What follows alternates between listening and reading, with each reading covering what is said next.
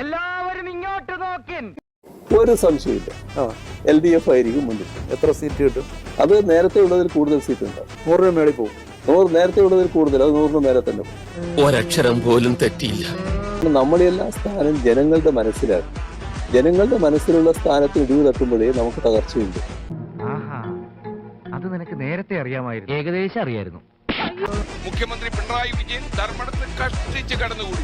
ഏറ്റവും കനത്ത പരാജയമാണ് പിണറായി വിജയൻ നയിച്ച സർക്കാർ പടിയിറങ്ങുമ്പോൾ കേരളത്തിൽ സംഭവിച്ചിരിക്കുന്നത്. സന്തോഷ സൂചകമായി തന്നതിനെ സ്വീകരിച്ച് ബാലകരാം ഞങ്ങളിതാ പോകുന്നു. ഇടതുപക്ഷ ജനാധിപത്യ മുന്നണിക്ക് 3ാം ടേമിലേക്കുള്ള അധികാര പ്രവേശനത്തിന്റെ പ്രഖ്യാപനമായിരിക്കും നാളെ രാവിലെ വോട്ടെണ്ണുന്നത് മുതൽ നടക്കാൻ പോകുന്നു. വണ്ടി തള്ളാൻ വേറൊരു തന്റെ സഹായം വേണ്ട, ഞാൻ മാത്രം മതി. എനിക്കറിയില്ല, അതിനെ സംബന്ധിച്ച് നമ്മളോട് ചർച്ച ചെയ്യേണ്ട കാര്യമില്ല. ഞങ്ങൾ ഭരണത്തിൽ തന്നെ വരാൻ പോവാണ്. പിന്നെ പ്രതിപക്ഷത്തെ പറ്റി അത് ഇങ്ങടെ തോന്നലേ? തോന്നലല്ല മീരാനെ, സത്യോ.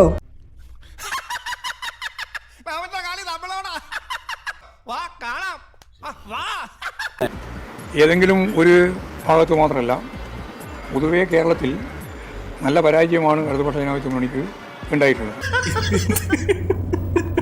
എങ്ങനെയുണ്ട് പ്രവർത്തനങ്ങളുടെ ആവേശം? എങ്ങനെയുണ്ട് അവസാന നിമിഷത്തിൽ? മെയ് മാസം 4-ാം തീയതി വോട്ടെണ്ണുമ്പോൾ 30,000-ന് മുകളിൽ ഭൂരിപക്ഷത്തോടെ ഇടതുപക്ഷം ഇവിടെ വിജയിക്കും. കോൺഗ്രസിനും യൂത്ത് കോൺഗ്രസിനും കേരളത്തിലെ ജനങ്ങൾ റീത്തുവെക്കും. അതെന്നെ ബേബിച്ചിട്ട് ഒരുമാതിരി മറ്റടുത്ത് വർത്തനം പറയണ. വിജയം തന്നെ പ്രതീക്ഷിക്കുന്നു. ഒരു സംശയമില്ലല്ലോ, ഒരു സംശയമില്ല, ഒരു സംശയമില്ല, ഒരു സംശയമില്ല. തോൽക്കുന്നതിന് തൊട്ട് മുമ്പ് വരെ ശുഭാപ്തി വിശ്വാസം വളരെ നല്ലതാണ്. ഈ കപ്പൽ ആടി ഉലയുകയില്ല സർ. സർ, ഇതിനൊരു കപ്പിത്താനുണ്ട്. ആരോഗ്യമന്ത്രി വെന്റിലേറ്ററിലായ അവസ്ഥയായി.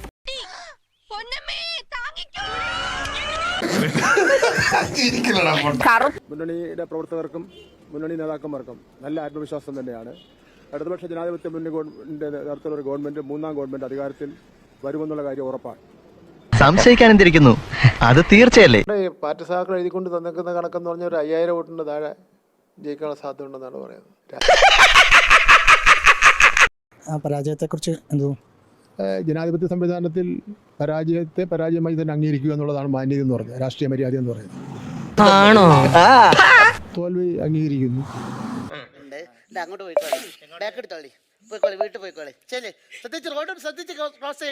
പത്തനാപുരത്തെ ജനങ്ങൾ സ്നേഹത്തോടെ ഇത്തവണ എന്നെ ചേർത്ത് നിർത്തും.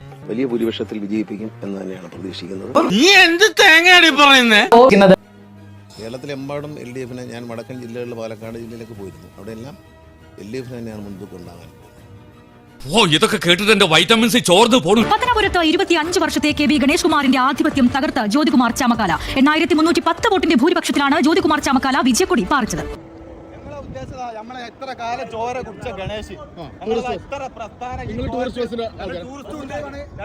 ഗതാഗത മന്ത്രിയുടെ തോൽവി ആഘോഷിച്ച് ഡ്രൈവിംഗ് സ്കൂൾ ഉടമകളും ജീവനക്കാരും. മന്ത്രിയുടെ നയങ്ങൾ തങ്ങളുടെ മേഖലയെ തകർത്തെന്നും പരാതികൾ പോലും കേൾക്കാൻ തയ്യാറായില്ലെന്നും ആരോപിച്ച് പായസം വെച്ചും പടക്കം പൊട്ടിച്ചും മന്ത്രിയുടെ തോൽവി ആഘോഷിച്ചത്.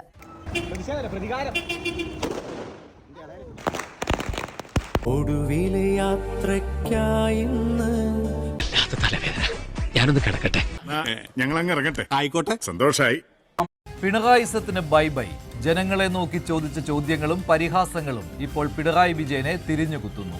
പരാജിതനായി നാട്ടിൽ നിന്ന് തലസ്ഥാനത്തെത്തിയ പിണറായി വിജയൻ ഇതുവരെ കേരളത്തോട് ഒരക്ഷരം മിണ്ടിയിട്ടില്ല. അടിപൊളി.